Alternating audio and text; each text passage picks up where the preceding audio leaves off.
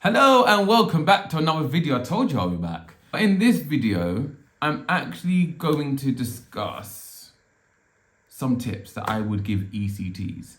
And I'm going to do 5 tips.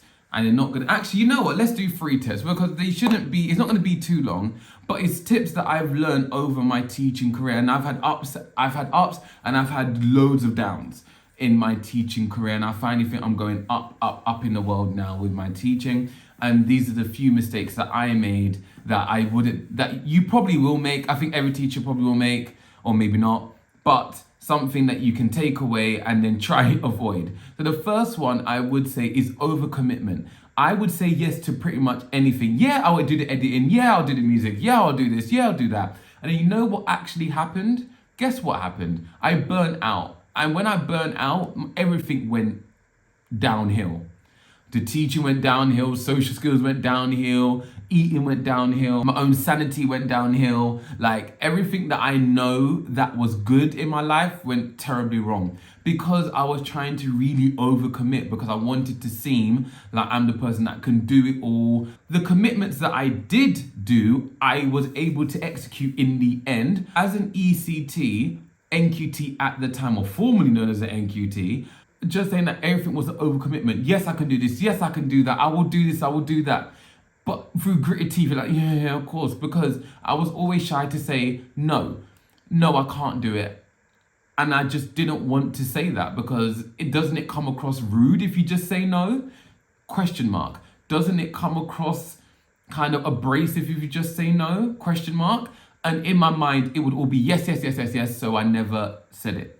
However, now I've changed slightly. I'm a bit more seasoned in the game. So what I say is I'm just like the work that I'm doing now is quite a lot and I just don't feel that I'm able to fulfill this responsibility as great as I can, which is true. And I think all head teachers or whoever is asking you will understand that.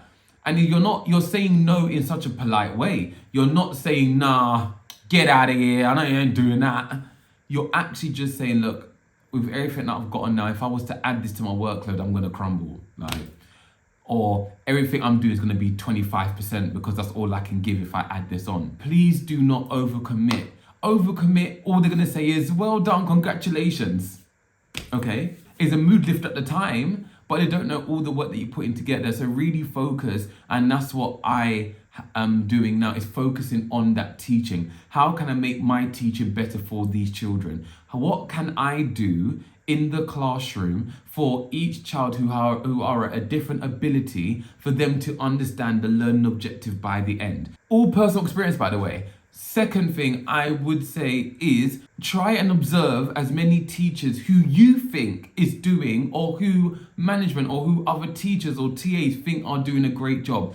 You do know, which I've noticed, is that TAs, you can also observe them. Not just for a TA that's in your class, if you're lucky to have one. It is for you as well to see what that TA is doing with that child that has dyslexia. That you in your class, you might have 2 and you might want to work out, okay, that's what they use. It doesn't always have to be teachers. It can be and should be teaching assistants as well. And if your school is lucky to have them, the specialists, the ASD specialists, the behavior specialists, the speech and language specialists, to observe them, because as we know, as teachers, we are gaining much more children who have a special educational need in our classrooms. Try and observe those kind of people. Do that. In the English lead, I'll go look at, even if I think I'm doing okay, they're English lead for a reason. So let me go and watch their whole class or guided reading session. Let me go watch their English. How do they adapt? Here's a tip. Don't go in just, I want to watch the lesson. Think of something that you want to improve and then look at it. So for example, this is one that I did earlier, is I went in to look at guided reading because we're doing something a bit new, okay? I didn't just look at the guided reading session itself. I looked at what questions did she ask the children in that lesson to develop their understanding of the book. So the lesson was great, obviously, but I didn't just focus on, what they're writing. It was the question she asked, and do you know what I did? Guess what I did? I went to my class and adapted the questions and did the same thing. And now I see the difference in my children. They understand what the book is. They know what the characters are in that book. They're understanding the different chapters, all because I honed in on that one aspect. So please do look at other teachers and teaching assistants, but have a goal in mind. What are you actually looking at? Because the whole lesson has so different, there's retrieval in a lesson, there's inference in a lesson, there's writing, there's manipulatives, there's questioning. What do you want to develop? And hone in on that. Build a positive relationship with the children in your classroom. If your children don't feel that they can talk to you, if your children don't feel that they're safe in your class, if your children don't actually like you, do you really think they're gonna learn? Because I know for a fact as an adult, if I don't like somebody or I don't like something, I'm not paying attention to it at all. Your children need to feel that they're feeling loved and cared for in the classroom. Because a lot of the time, some children don't get that love and attention outside. A lot of the children are going through so many things that you are not hip to, you don't know, and little do you know that them coming to school is the only way they feel safe. And to have a teacher whereby children think that they don't like, that you don't like them is terrible.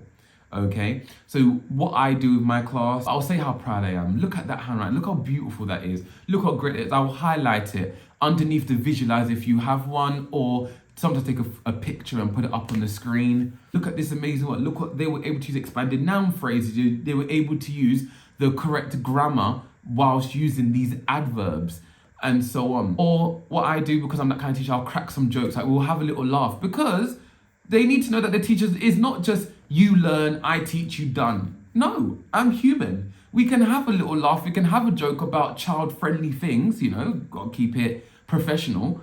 Or we have a little joke, I might do a little dance and make a fool of myself, and they laugh at it. It's fine. It's fine to crack a little joke at times. And because children be like, the teacher's funny, or it's a good time to be around a teacher, and they really enjoy that. Because my class, some of them come with me. I let one of them do a riddle in front of the class on the Friday, just past. And now a lot of children want to do riddles, and it's good that they're going home and researching and looking at how can they challenge themselves, and I love that. So please build effective yet loving and fun environment for your children to come into, because they'll behave better for you. They will want to do more. I know children in my class that want to do so much better because they know that I, primary teacher with Dom, will give them so much praise at the end. There's a child who's like, oh my God, look at my handwriting. Look, aren't you impressed? Like, I went to my intervention with Miss, and now look, I'm doing it in my book.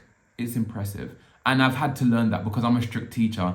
And yes, I'm still strict. Do you really think that you're gonna talk over me? Me? I'm still strict, but I'm also fun at the same time.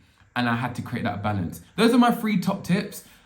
Hopefully, if you want any more advice, just put it in the comment section below, or Instagram me, because it will be underneath there, or tweet me, whatever you youngins do these days.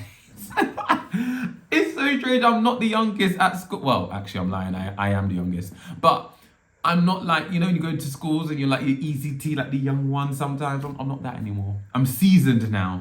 Please do like, comment, share, and describe. I shall catch you in the next welcome back. Yeah, welcome back. Welcome back to Primary Teaching with Dom. Come back, yeah, welcome back. Yeah, welcome back to Primary Teaching with Dom.